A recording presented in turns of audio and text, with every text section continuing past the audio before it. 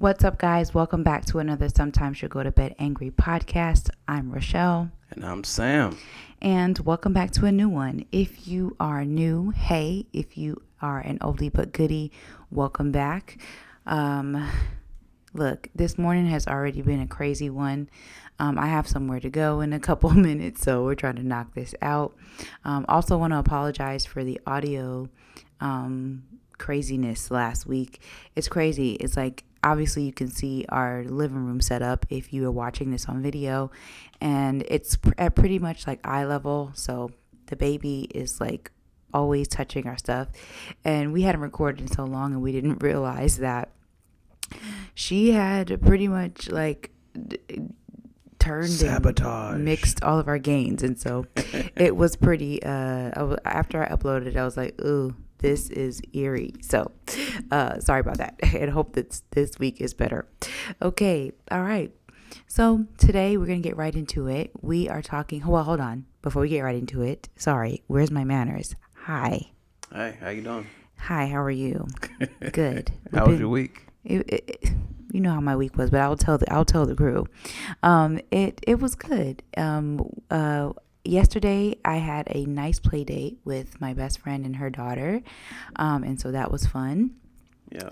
It's always cool to like we were best friends and now our kids are like slowly becoming friends. It's like, oh my god, my chest. But it was cute.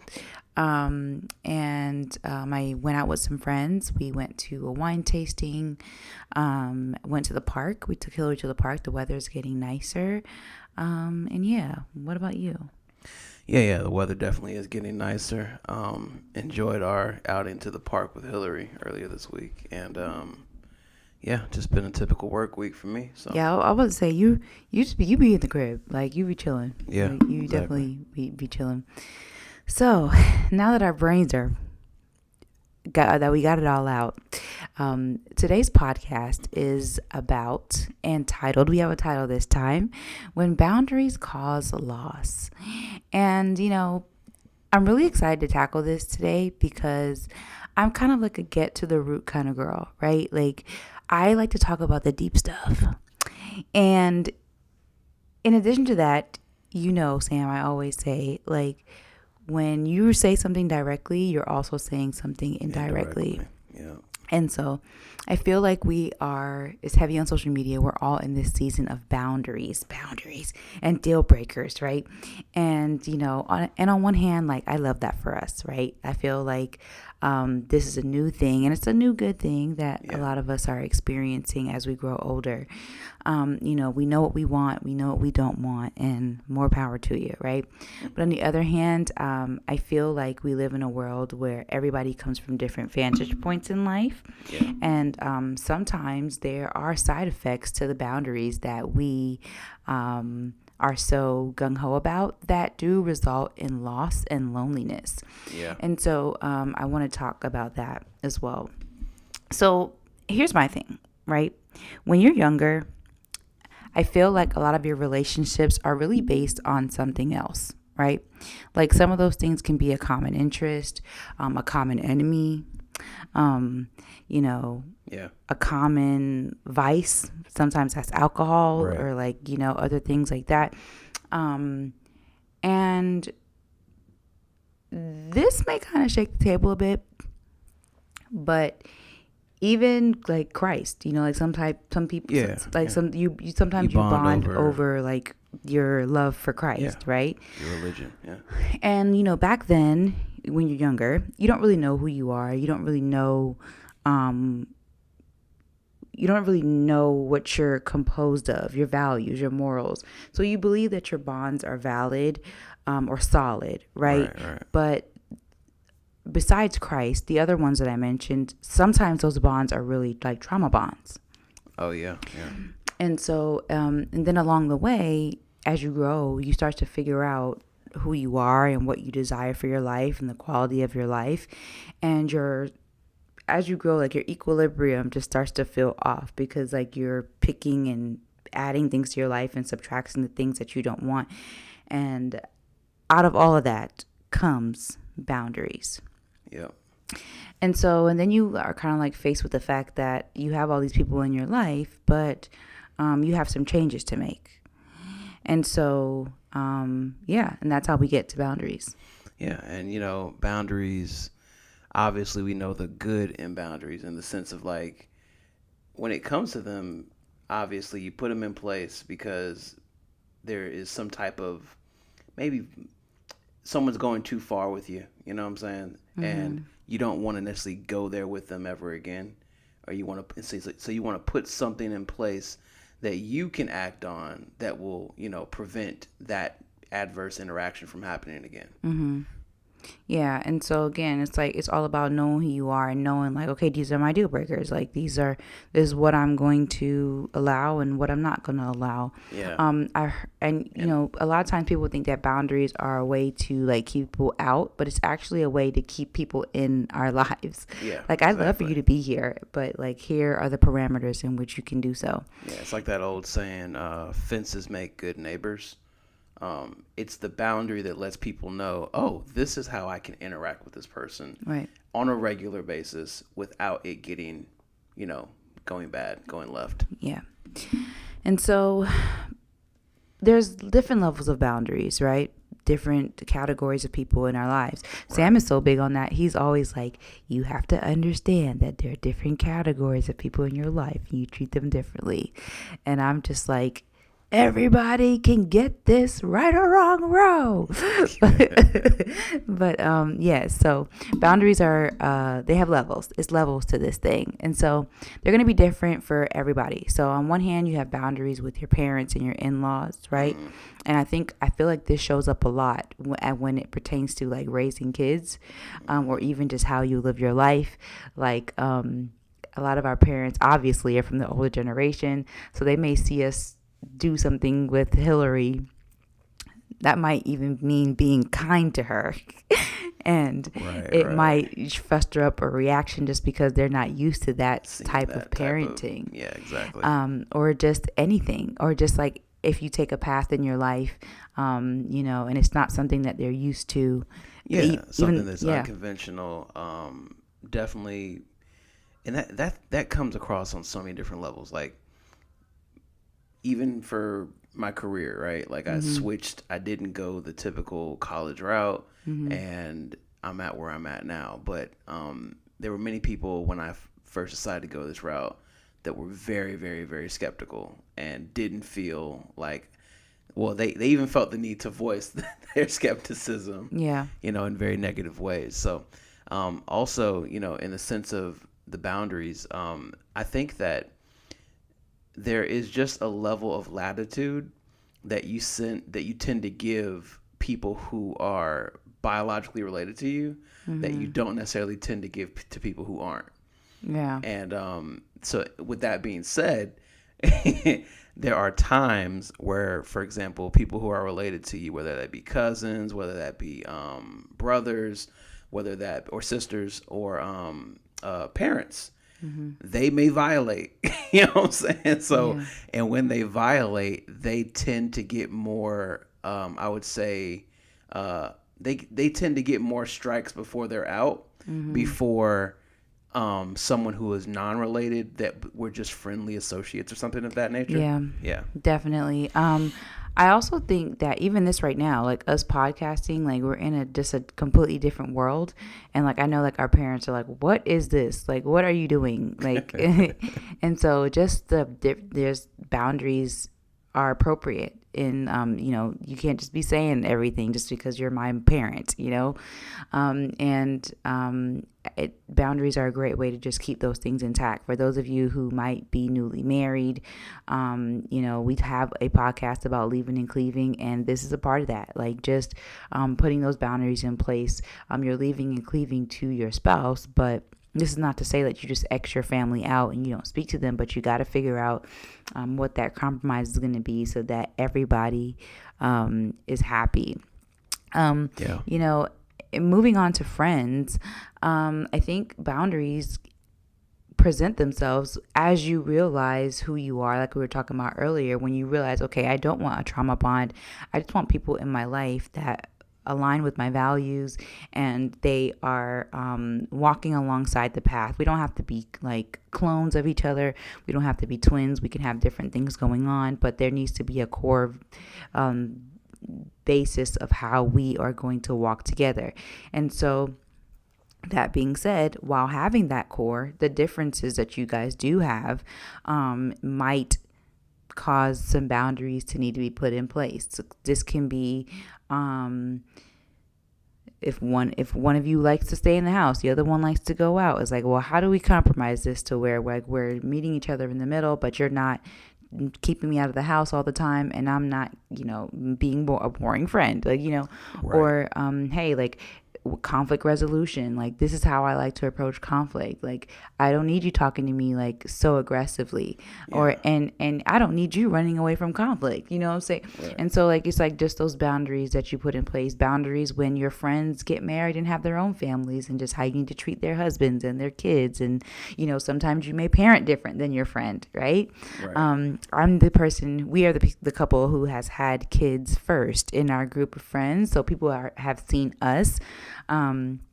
But it's just like, we're more on the gentle parenting side, and some other people of our other friends might not be. And right. So it's just like, that's just like a complete different ball game that you have to kind of like move in between as you right. are growing. So like some boundaries there, right, would be like, if I was going to let someone babysit my child, right, mm-hmm. they would have to understand how we go about parenting. Don't be hitting my kid. And therefore, don't be yelling at my kid. Because of that, they would when they're doing the caretaking of Hillary during that time period, they would abide by those particular rules, right? Yeah. And even vice versa. I'm not gonna and this would be something that a conversation would have to be had, right? Like, mm-hmm. if it was a parent that does spank their child, and I don't believe in that, mm-hmm. right? Like, and I had to caretake for that child, they would just have to understand I'm not going to be like putting my hands on your child, right? Like, right. ever, because I just don't believe in that, right? But at the same time, there are other disciplinary ways that we would go about, maybe, right, in a way that is honoring that to the be parent, honoring exactly to the parent. Yeah. So it's really about that, and I also think it's about like because we've run into this before, where we've had issues where a parent has maybe overstepped their boundaries, and when they do that, from a principled standpoint, you want to say, okay, I'm putting you at arm's length, mm-hmm. until I can get things between us to calm down, and then maybe we can reconcile. So this is not friends. He's bringing it back to parents, y'all. This is parents. Right. He backtracked a little bit. Yes. So yes. But what I'm trying to say is that with a friend, however, if you did that and you violated me in that way, understand that the reason why I would give the chance to the parent is because there is a blood bond there that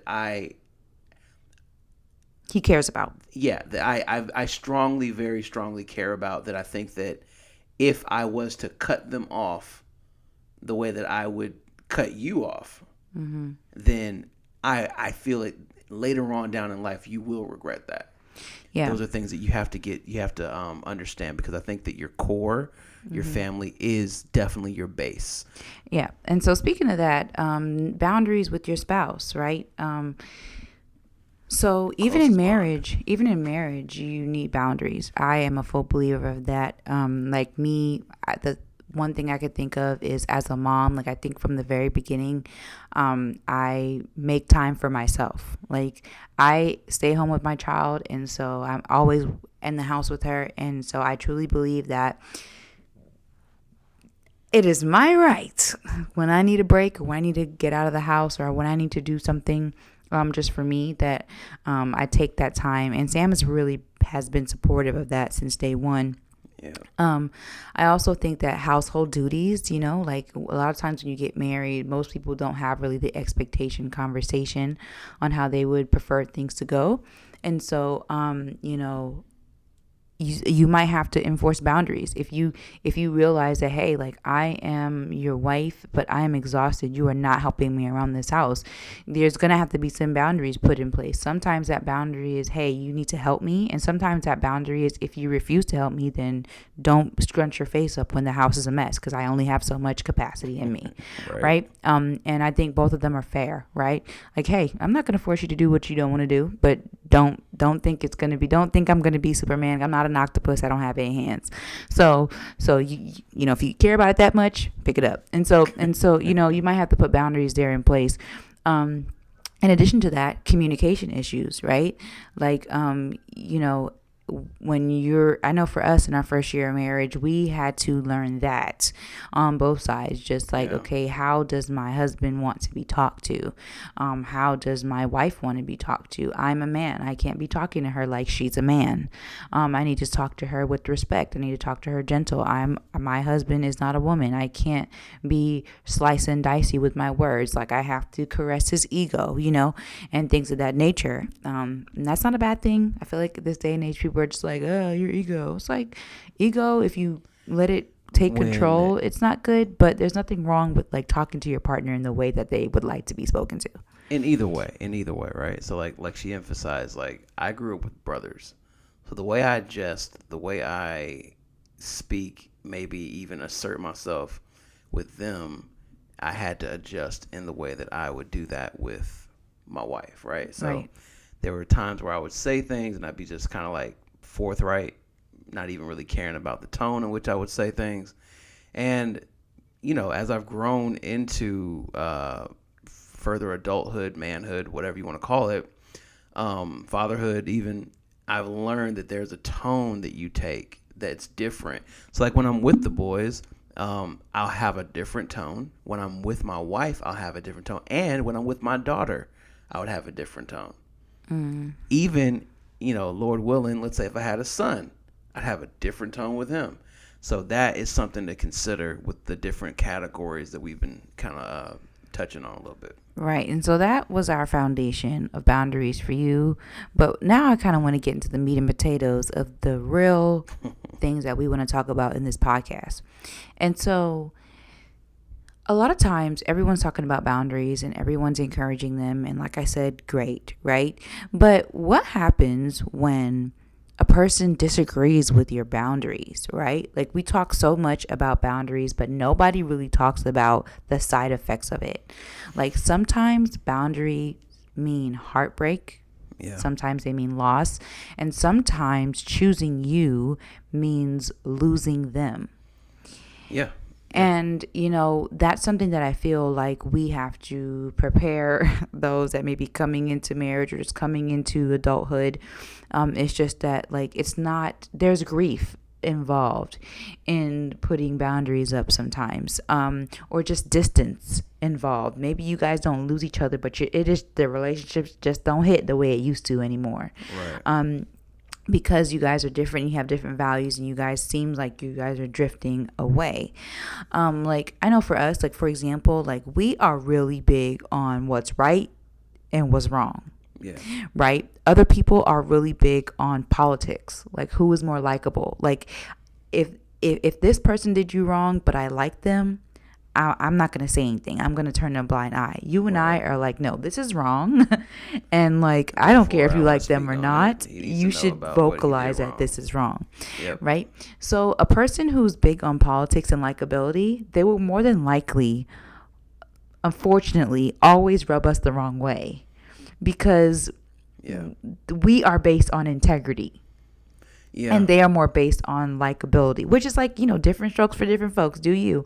But, like, as it pertains to the Shayola household, like, we're probably never going to be close to someone who isn't strong enough to put their foot down and say that's unacceptable. Right.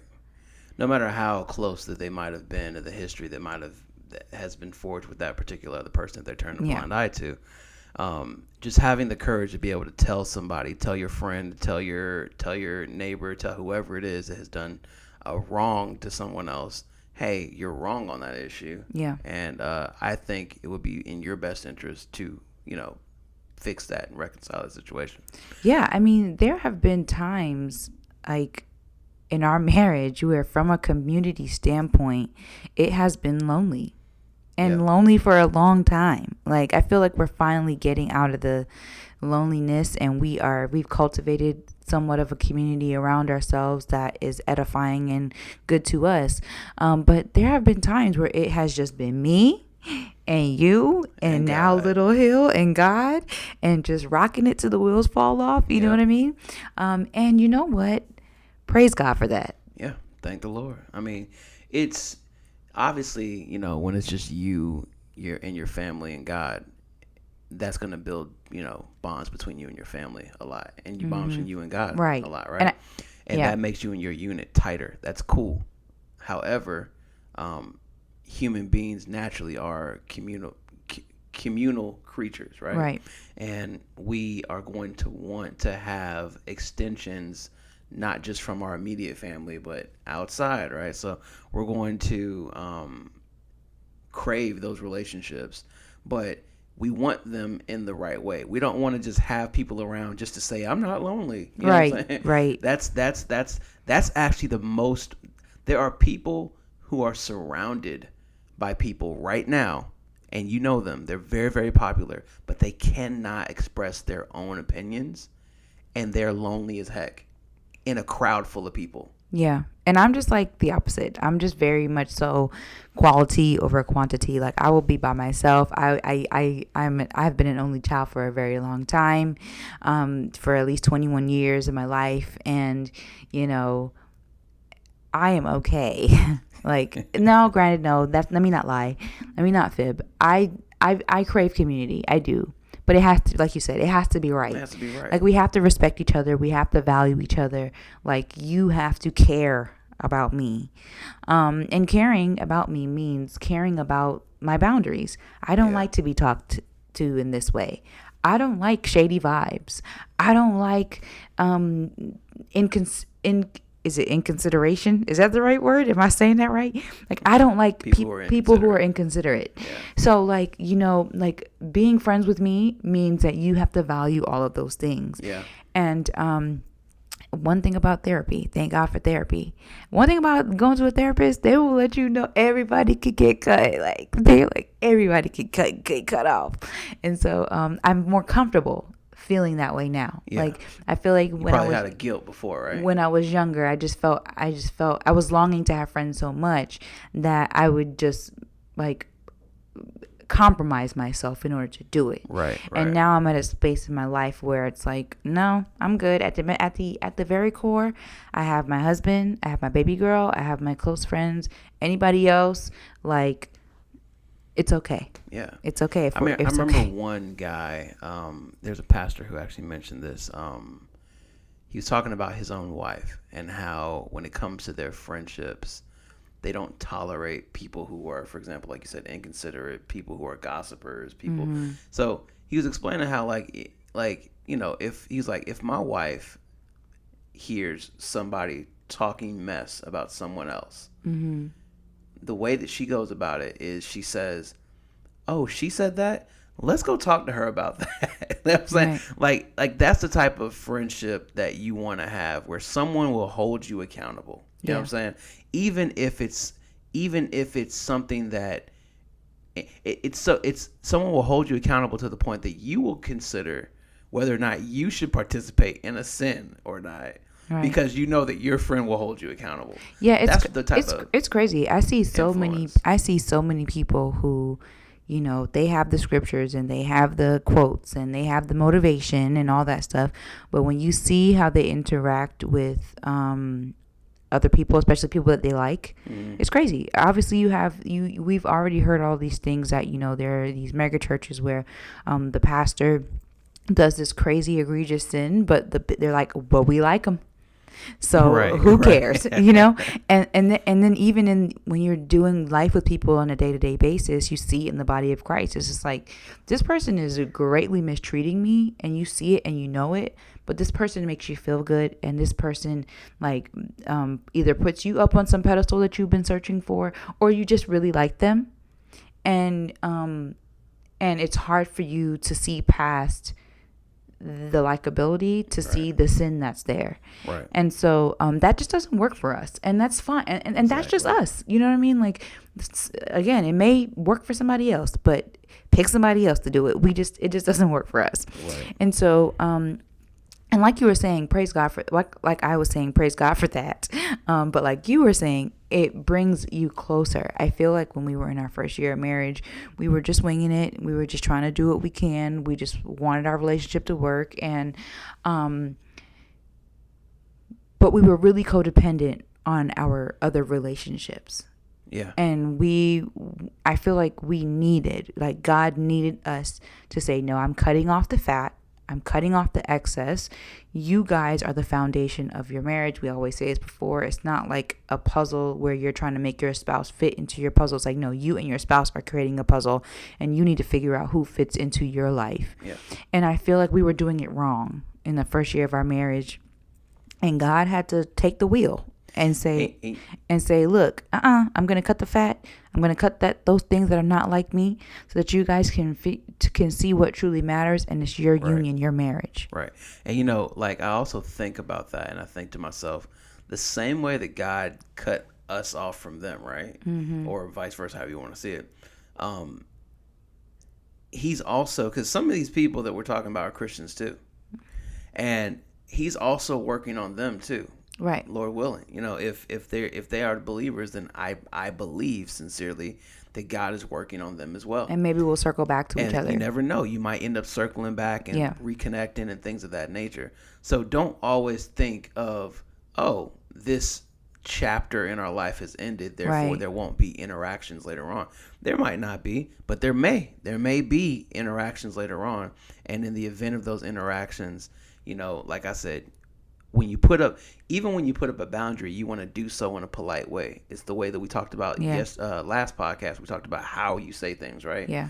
So you say things in a polite manner. You say things in a way that you can just, all right, you can come back from it. Yeah, we can come back. We're not burning the bridge, but we're just saying that, hey, man, right now, we just can't continue in that path. We have diverged. And I really struggled with that. Like, I am just getting to a place where I know how to do that. Like, you've been really good at that. You always say, like, make sure you keep your slate clean. And I was more the person where she's like, I'm going to tell you the facts, and I'm going to tell you it harsh so that you get it. And I don't care. And because I'm telling the truth. And, and then you stop, and then you're not mad anymore. And you're like, oh, I didn't have to say it that way. Like, like I could have been a little bit more gentle. And then I think, and then also for me, it's just like knowing what I want in my life. Like, I want to be handled with care. And so I had to I can't be hypocritical. I have to make sure that I talk in a way that's loving, that you can come back from. Yeah. Well, and we're going to talk more about that in our next point. Before we do that, I just wanted to just reiterate, like, boundaries include a lot of grief, right? Sometimes it's like boundaries sometimes expose that you're not really valued as much as you thought you were. Right? Or maybe they love you, but they love themselves more. Yeah. And when I say themselves, sometimes themselves means their pride. Yeah. Sometimes they're not even a bad person. You just have different values. Like I said, it's like you just have two different ways of seeing things. And I think that's another life hack. It's like sometimes every time we break paths with someone, we make it into it's a beef or it's a big thing. And it's like, sometimes we're just two different people. Right. Sometimes you were raised in New York, and I was raised in Georgia, and we got two different ways of doing things. How them New Yorkers, they're very direct. And, down south, we bless your heart. We saying all this, pleasantries. Sometimes you're just a little too rough. Sometimes you're a little too direct, and sometimes you're a little too soft, and I don't feel like you're being genuine. Sometimes I believe that, sometimes I believe this part of the Bible more than this part of the Bible. Sometimes I believe that, a Proverbs 31 woman should be in the house. And sometimes I believe that a Proverbs 31 woman should be an entrepreneur, out and about, working career mom. And sometimes we just have different values. Yeah. Nobody's even really sinning. We just got two different values. Yeah.